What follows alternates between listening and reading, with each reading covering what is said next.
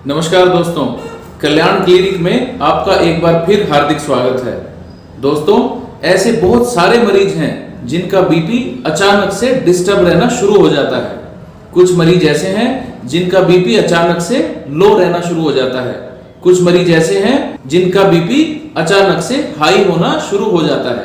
लेकिन कुछ ऐसे मरीज भी हमारी क्लिनिक में आते हैं जिनका बीपी कभी लो हो जाता है तो कभी हाई, और वो इस चीज को लेके अक्सर परेशान रहते हैं कि हमें लो बीपी की दवाई लेनी चाहिए या हाई बीपी की। दोस्तों, ऐसे भी काफी मरीज हैं जिनके शरीर में अचानक से बेचैनी होने लगती है, घबराहट होने लगती है, शरीर थका थका सा महसूस होने लगता है, बहुत लो फील होता है, बेचैनी हो जाती है, घबराहट हो जाती है, और उनका बीपी चेक कराने के बाद पता लगता है कि बीपी बिल्कुल नॉर्मल है।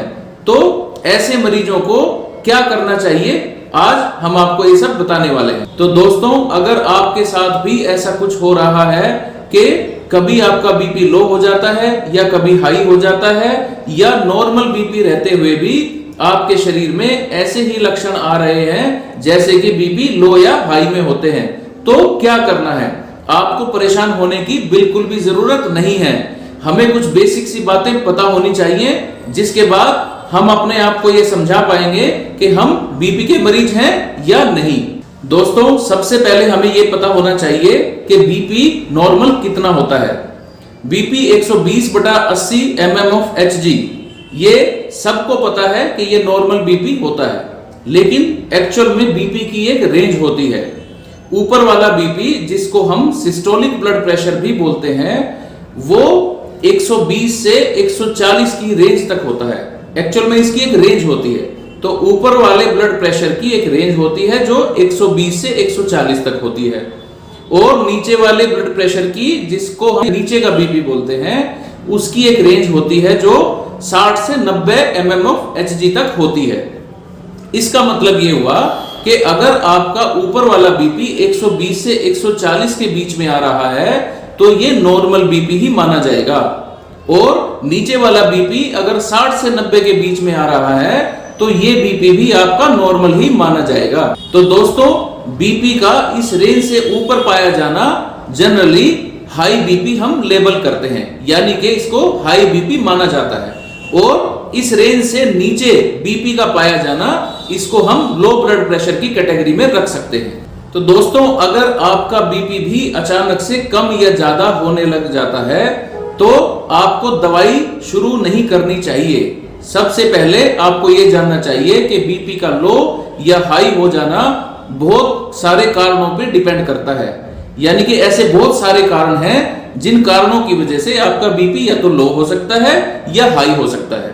तो सबसे पहले आपको क्या करना चाहिए, अगर आपका बीपी लो या हाई हो रहा है, आपको कोई भी ऐसे लक्षण लग रहे हैं कि आपका बीपी डिस्टर्ब हो सकता है, तो आपको अपने डॉक्टर के पास जाना चाहिए।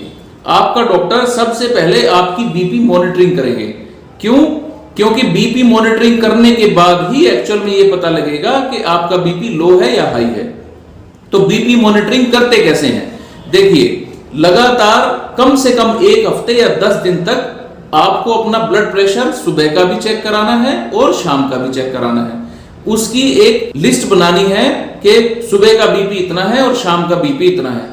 तो जैसे 10 दिन का ब्लड प्रेशर आपने चेक कराया, वो चेक कराने के बाद नोट कर लिया, फिर हम उसकी एक मीन वैल्यू निकालते हैं, और एवरेज हम देखते हैं कि अगर हमने 20 रीडिंग ली है तो 10 रीडिंग से ज्यादा, यानी कि 11-12 रीडिंग अगर हाई आ रही हैं, तो ये case suspicious case of high blood pressure हो सकता है।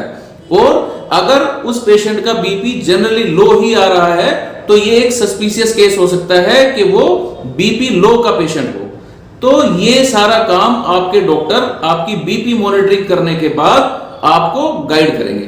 तो ये काम आप खुद से भी कर सकते हैं अपने घर में। अगर आपके पास ब्लड प्रेशर की मशीन है तो अपनी ब्लड प्रेशर की सुबह और शाम की दोनों टाइम की रीडिंग आप नोट करें। हफ्ते या 10 दिन की रीडिंग नोट करने के बाद आप अपने डॉक्टर के पास जाएं। आपके डॉक्टर आपकी बीपी की रीडिंग को देखने के बाद आपको ये गाइड करेंगे कि आपको बीपी की मेडिसिन लेनी है या आपका बीपी जो डिस्टर्ब हो रहा है वो किसी और कारण से है।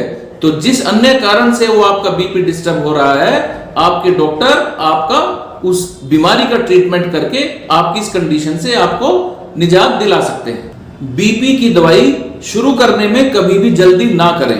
दोस्तों ये जान लीजिए कि बीपी की 1, 2 या 3 रीडिंग हाई आने से या लो आने से आपको बीपी की बीमारी हो गई है, ये बिल्कुल भी सच नहीं है। ये बहुत सारे कारणों पर डिपेंड करता है कि आपका बीपी लो हो गया है, हाई हो गया है, या आपका नॉर्मल बीपी रहते हुए भी आपके शरीर में ऐसे लक्षण पाए जा रहे हैं जिनसे आपको लगता है कि आपको बीपी की बीमारी हो गई है। तो अपने डॉक्टर से कंसल्ट करें। अपने जो जो कारण आपको लगता है कि इन कारणों की वजह से आपका बीपी डिस्टर्ब हो रहा है, वो कारण अपने डॉक्टर के साथ डिस्कस करें। आपका डॉक्टर आपको फाइनली डायग्नोज करके बताएगा कि आपको दवाई लेनी है या कि कुछ और ट्रीटमेंट करना है। दोस्तों लेडी पेशेंट्स में मेंसेस के टाइम पे थोड़ा सा डाउन फील होना नॉर्मल है। उनका बीपी थोड़ा सा डाउन हो जाना भी नॉर्मल है। ये बीपी एबनॉर्मल नहीं है, इसको आप लो बीपी नहीं कह सकते। ये एक कंडीशन है जो बिना मेडिसिन के हम ठीक कर सकते हैं। इसके अलावा थोड़ी सी भी टेंशन हो जाने पर, थोड़ा गुस्सा आने पर, चिड़चिड़ा स्वभाव हो जाने पर, तेज चिल्लाने से हमारा बीपी कुछ समय के लिए बढ़ सकता है, लेकिन इसका मतलब ये बिल्कुल भी नहीं है कि आप बीपी के मरीज बन गए हो। जी हाँ, यकीन मानिए ये एक नॉर्मल कंडीशन है जो हर व्यक्ति के साथ डेली रूटीन में घटती रहती है। इसका मतलब ये नहीं है कि अगर आपको रूटीन में गुस्सा बार बार आने लग रहा है, जल्दी जल्दी गुस्सा आने लग रहा है, तो आपको बीपी की बीमारी हो गई है। ये बिल्कुल भी सच नहीं है। आप अपने डॉक्टर को कंसल्ट करें, वो आपके डॉक्टर ही आपको गाइड करके बताएंगे कि आपका बीपी की वजह से ये प्रॉब्लम है या इस प्रॉब्लम की वजह से आपको बीपी बढ़ रहा है। तो इस कंडीशन के लिए आपको कभी भी हाई बीपी की दवाई लेने की जरूरत नहीं है। जी हाँ दोस्तों, यकीन मानिए बिना दवाई के इस कंडीशन को आप ठीक कर सकते हैं। कैसे, ये हम आपको अपनी आने वाली वीडियो में बताएंगे। तो दोस्तों हमेशा ध्यान रखें कि अगर आपको लगता है कि आपका बीपी डिस्टर्ब रहना शुरू हो गया है तो अपने डॉक्टर से कंसल्ट करें, अपनी बीपी मॉनिटरिंग कराएं और आपका डॉक्टर आपको फिर गाइड करेगा कि आपको कुछ टेस्ट कराने हैं या बीपी की दवाई शुरू करनी है। एक बात और आप याद रखिए, अक्सर हम सोचते हैं कि हमारे सर में दर्द रहने लग गया है, हमारा स्वभाव चिड़चिड़ा सा हो गया है, या हमें बहुत जल्दी जल्दी गुस्सा आता है, नींद नहीं आती है, नींद डिस्टर्ब हो गई है, खाने में मन नहीं लगता है, या बहुत ज्यादा डाउन हम फील करते हैं, चिड़चिड़ा स्वभाव हो गया है। तो इसके पीछे कहीं ना कहीं बीपी कारण हो सकता है। ये हमारी सोच बिल्कुल गलत हो सकती है। ऐसा भी हो सकता है कि इन सब कारणों की वजह से आपका बीपी डिस्टर्ब हो रहा हो, यानी कि आप चिंता में हैं इसलिए आपका बीपी डिस्टर्ब है, आप नींद प्रॉपर नहीं ले रहे हैं इसलिए आपका बीपी डिस्टर्ब है। तो दोस्तों ये जान लीजिए, सबसे पहले हमें कारण जानना होगा। कारण जानने के बाद निवारण बहुत आसान हो जाता है। तो दोस्तों इस प्रकार आपने जाना कि आपका बीपी का डिस्टर्ब होना जरूरी नहीं है कि बीपी की वजह से हो, ऐसा भी हो सकता है कि बीपी इन वजहों से हो। तो दोस्तों ये जान लीजिए, जब तक आप कारण को नहीं जानेंगे आप निवारण नहीं कर सकते हैं। तो दोस्तों विश्वास रखिए, बीपी ऐसी भयानक बीमारी नहीं है, ऐसी बीमारी नहीं है जिसको आप ठीक नहीं कर सकते।